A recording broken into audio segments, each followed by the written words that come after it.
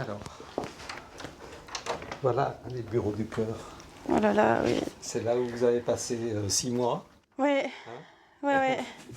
Pierre Arnaud a été le premier à sauter le pas. Quand il a découvert l'existence des bureaux du cœur, le chef d'entreprise a immédiatement adhéré à la démarche. Quand on se dit que les locaux des entreprises sont occupés 30% du temps, parce qu'ils ne sont pas occupés la nuit ni le week-end, qu'en général ils sont chauffés tout l'hiver, et que dans le même temps il y a plus de 300 000 personnes qui dorment à la rue en France, on se dit qu'il y a un truc qui ne va pas.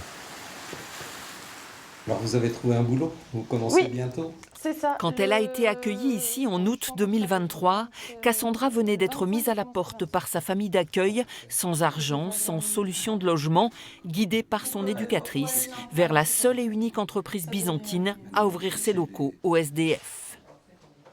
On est sur des personnes qui sont en panne de logement pour des raisons qui peuvent être graves et qu'on va empêcher de descendre encore plus bas, de dégringoler encore plus bas. Du jour au lendemain, ça t'arrive, tu pensais pas que ça allait t'arriver, t'étais au chaud, puis finalement le lendemain, t'es à la rue, t'as rien, t'as quasiment pas d'affaires, tu sais pas où aller.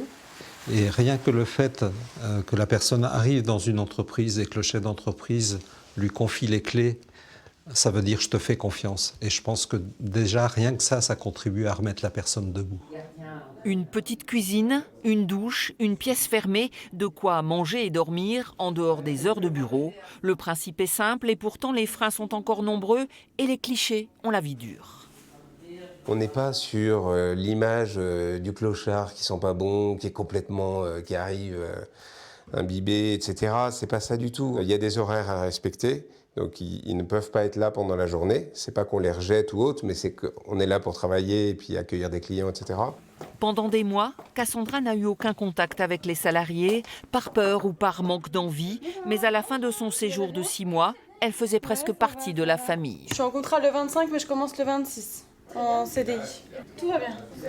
On encourage l'invité à ne pas être invisible, parce que c'est important pour lui de recréer du lien social, mais le fait qu'il y ait l'invité dans l'entreprise, ça fait aussi bouger nos salariés.